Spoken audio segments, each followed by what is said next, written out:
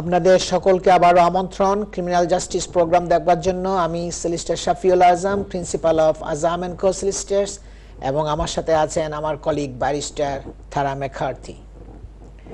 Defending allegations of sexual offences, very important. আপনার কিভাবে আমরা ডিফেন্ড করতে হয়। Many of our clients have never been accused of a crime before and have good reputations in the community. এটা আমি দেখছি আমাদের ক্লায়েন্টের অনেকে আছে যাদের ভালো রেপুটেশন আছে, কমিউনিটির মধ্যে তাদের একটা সুনাম আছে, তারা একটা পজিশন হোল্ড করে কমিউনিটির মধ্যে, এবং কোনো সময় তাদের পুলিশের সাথে ইনভলভ হইতে হয় নাই এবং এই ট্রাবলের মধ্যে কোনো সময় পড়ে নাই। Therefore, an allegation of a sex crime can put enormous stress on the defendant. এই জন্য যখন একটা সেক্সুয়াল অফেন্সের জন্য সেক্সুয়াল অ্যালিগেশন যখন একজনের বিরুদ্ধে আসে, তারা খুব ভীষণ একটা স্ট্রেসফুল, মানসিকভাবে অনেক বিরাট একটা বিপর্যস্ত অবস্থায় তারা থাকে, অনেক মানসিক যন্ত্রণার মধ্যে তারা ভুগে যখনই একটা সেক্স অ্যালিগেশন তাদের এগেইনস্টে আসে, কারণ এটার পরিণাম অনেক ভয়াবহ হতে পারে। We defend our clients in a discreet manner. আমরা খুব যত্ন সহকারে, যেটা বলবো আমি, খুব যত্ন সহকারে আমরা আমাদের ক্লায়েন্টদেরকে ডিফেন্ড করি, so as to minimize damage to their lives. সুতরাং তাদের ডেইলি লাইফ যেটা আছে, দৈনন্দিন লাইফ যেটা আছে, সোশ্যাল স্ট্যান্ডিং যেটা আছে, এটার উপরে কোনো ড্যামেজ যেন না হয় রেপুটেশনের উপরে, এটা আমরা খুব যত্ন সহকারে আমরা আমাদের ক্লায়েন্টদেরকে ডিফেন্ড করার জন্য আমরা চেষ্টা করি সব সময়। We will take proactive approach and gather all the necessary evidence to help with your case. আমরা প্রোঅ্যাক্টিভ অ্যাপ্রোচ আমরা আপনার কেসের জন্য নিব। আমরা সমস্ত এভিডেন্স যা যা আছে, যতগুলো এভিডেন্স গ্যাদারিং এর দরকার হয়, ওগুলো আপনি যা যা বলবেন আমরা ওগুলো সবগুলো গ্যাদার করার জন্য সবসময় চেষ্টা করব। অনেক রেপ এলিগেশন, সেক্সুয়াল অ্যাসল্ট, আপনার হিস্টোরিক্যাল সেক্সুয়াল অ্যাবিউজ, আপনার রিভেঞ্জ প্রন, আপনার possession of the indecent images, এগুলোর উপর আমার কলিগ ব্যারিস্টার তারা ম্যাকার্থি বলছেন, আপনারা শুনছেন। আমি হিস্টোরিক্যাল সেক্সুয়াল অ্যাবিউজটা কি আমি বাংলায় এটা সংক্ষেপে বুঝাবার চেষ্টা করব। এটা হলো নন রিসেন্ট চাইল্ড অ্যাবিউজ। যেই চাইল্ড অ্যাবিউজটা হয়েছে রিসেন্টলি না, অনেক বছর আগে, সেটা 10 বছর, 20 বছর, 30 বছর, আরও বেশি, অনেক পুরানো হতে পারে। সামটাইমস কল্ড হিস্টোরিক্যাল অ্যাবিউজ, এই জন্য এটাকে বলা হয়, এটা হিস্টোরিক্যাল অ্যাবিউজ বলা হয়, এটাকে হিস্টোরিক্যাল সেক্সুয়াল অ্যাবিউজ বলা হয়। অনেক পুরানো, 10, 20, 30 বছর, অনেক বেশিও হতে পারে আরো। is when an adult was abused as a child. একজন অ্যাডাল্ট, সে যখন বাচ্চা ছিল, যখন চাইল্ড ছিল, তখন তাকে অ্যাবিউজ করা হয়েছিল। or young person under the age of 18, এবং যখন তার এজ 18 বছরের কমে ছিল তখন তাকে অ্যাবিউজ করা হয়েছিল। Sometimes adults who were abused in childhood blame themselves. এখন তারা অ্যাডাল্ট হয়েছে, কিন্তু যখন তারা বাচ্চা থাকা অবস্থায় আন্ডার দ্য এজ অফ 18 বা আন্ডার দ্য এজ অফ 16-এ তাদের যে অ্যাবিউজটা তারা ফেস করেছে, তারা অনেক সময় দেখা যায় তারা নিজেদেরকে ব্লেম করে যে মানে আমাদের দোষে এগুলো হয়েছে। তারা অনেক সময় খুব মানে মানসিকভাবে বিপর্যস্ত অবস্থায় থাকে। or are made to feel it is their fault. অথবা সে যখন কেউকে বলে ফ্যামিলির মেম্বারদেরকে যে দেখো আমাকে এই ব্যক্তি আমাকে এইগুলো করছে, আমাকে টাচিং করছে, আমার সাথে এই ব্যবহারগুলো করছে, এটার জন্য আমি এখন মানসিকভাবে খুব যন্ত্রণার মধ্যে আছি। কিন্তু কেউ অনেক সময় যখন বলা হয় ক্লোজ রিলেটিভদেরকে, তারা বলে যে না না না, এটা কেউকে বলো না, এটা তোমার ফল্ট, এবং তাদেরকে কেউ এটার বলতে দেয় না। এগুলো অনেক ঘটনা ঘটেছে। সুতরাং এগুলো কোয়াইট সিরিয়াস আপনার অফেন্স, এবং এগুলোর জন্য চার্জ হলে, ট্রায়াল ফেস করতে হলে অনেক আপনাকে খুব স্ট্রেসফুল অবস্থায় অনেক সময় দেখা যায় অনেককে। I will pass to my colleague Barrister Thara McCarthy to talk more on this topics, please. Thank you. So just picking up really at the beginning there, talking about people's reputations. Sometimes it's expected that the people who are accused of sexual offending are older. They're adults, but in fact sexual offending accusations can be aimed at children as well. And what needs to be careful, picking up on the issue of indecent images, which is a real area of concern for parents, is that children, teenagers, often have mobile phones these days. If teenagers take images of themselves on their mobile phones, say for example, girls take images of their body in their underwear, and then, because they think they look good, decide to share it with their friends, they may well be committing offences under the Protection of Children Act or the Criminal Justice Act relating to the possession of pornography, indecent pornography, even though they may not think that it is an offence and they are at risk of prosecution. The impact of a prosecution under the Protection of Children Act or the Criminal Justice Act for child pornography on a teenager is significant. It can impact whether they will get a place at university or where or who or what organisation they may be able to work with.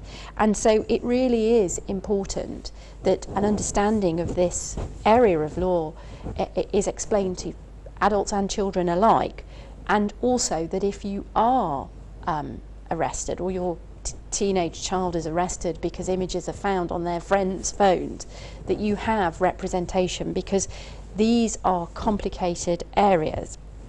Now, moving on to historical offences, there is no statute of limitations in the UK. What that means is old or historic allegations will also be prosecuted as new ones.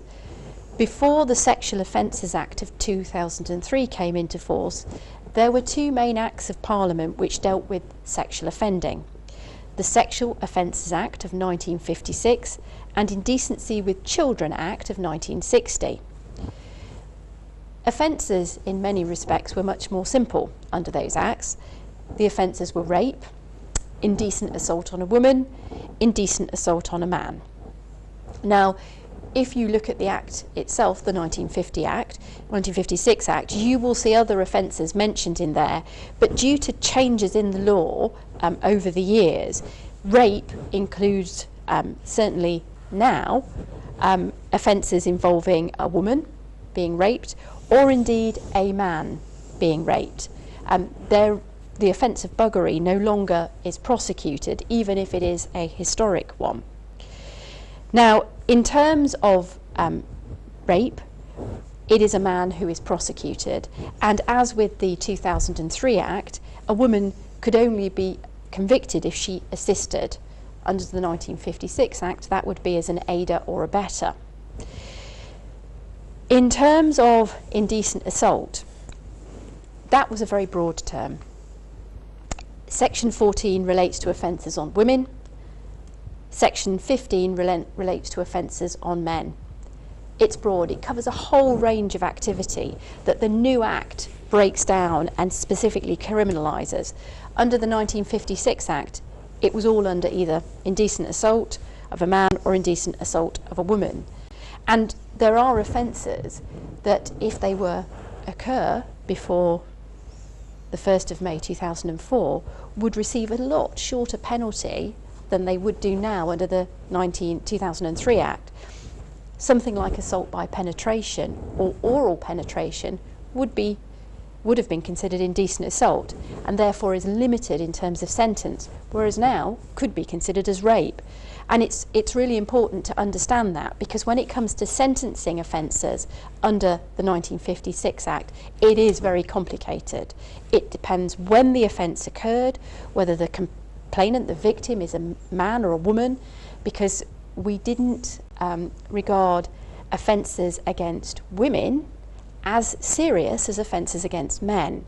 That changed over time, but if we're talking about events that have happened in the 70s or early 80s, then sentences for offences involving women, the penalties, are lower. which is quite shocking in a modern age because we expect equality, and it wasn't. In terms of the 1956 Act and indecent assault, the issue, or consent, is obviously still a major issue. A boy or a girl under the age of 16 cannot consent, and so that is something which is specifically catered for in the offence of indecent assault. If the person is under 16, the prosecution doesn't need to prove consent. If they're over 16, then they have to grapple with the issue of whether the person was consenting. And prosecutions under the 1956 Act are fairly common because there are lots of allegations of historic sexual offending, and it can have far-reaching implications. Although the sentences aren't, as always, as long as they would be today, the effect of the sentences can still be there. And what I mean by that is, if you're convicted of any sexual offence, the chances are, unless it's an incredibly minor offence and doesn't involve a child, you will be subject to what are called notification requirements. That means, on conviction, you are required to sign. It used to be called the Sex Offenders Register. In modern times, we call it notification requirements. Nothing to do with the judge, nothing to do with the barristers. It's just something that follows on conviction.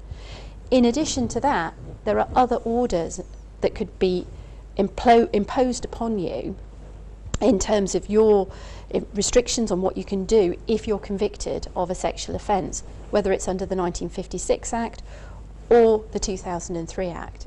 So it really is important, can't stress enough, that being accused of a sexual offence can have long-reaching and devastating impact on you and your family. If you are convicted and then are subject to a sexual harm prevention order, which is the order that is imposed or can be imposed on conviction of certain serious sexual offences, and that's separate from notification requirements, you may not be able to use the internet in a free way. You may not be able to use your mobile phone in a free way. If the allegation is against a particular group of people, such as children, you may have restricted access to children, even relatives. You may also have restricted access to certain public transports. I've had examples of people who've been convicted of committing crimes on the London Underground, for example, and they get restrictions on how they can use it.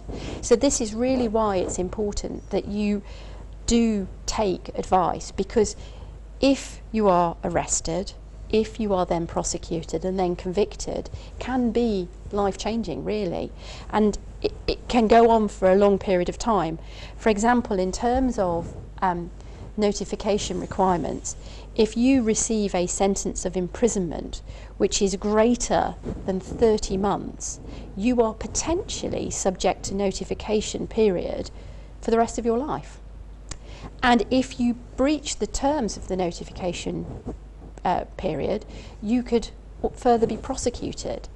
Equally, with a sexual harm prevention order, if you breach the terms of that order, you could be prosecuted. So it is really important that you understand, if you are arrested for a sexual offence, that there can be long-reaching consequences of all of these, of the criminal justice system. And in terms of what constitutes a sexual offence, I've only really talked in very broad terms today as to how far it goes, but it's an area of law which is constantly developing with our society. So as technology develops, one of the newest offences which has been created under the voyeurism, which is like looking at people type of offences, is something which is commonly known as upskirting. There was a real problem in public places such as concerts or on the underground, that people were putting mobile phones underneath the clothing of other people, often women, and taking images of their underwear or what they were wearing underneath their clothing. That became known as upskirting. That is now criminalised because people were being incredibly upset by this behaviour, and the original laws that were in place, the voyeurism laws, didn't quite cover the offending sufficiently, and so a specific offence was created. And with sexual offending, as things develop and as internet and contact develops, offences are changing. Equally, and I haven't really gone into it, there is a whole series of offences designed to catch people who want to try and talk to children over the internet using forums or chat rooms or games or anything where children engage. People will try and use that, and there is a whole series of offences to cover that, and they are changing as the technology changes, because the law recognises that as far as sexual offending is concerned, it's not static. Yes, some offences like rape don't change much over time, but other offences do. How images are taken, how images are held, how people communicate does change, and the law is changing.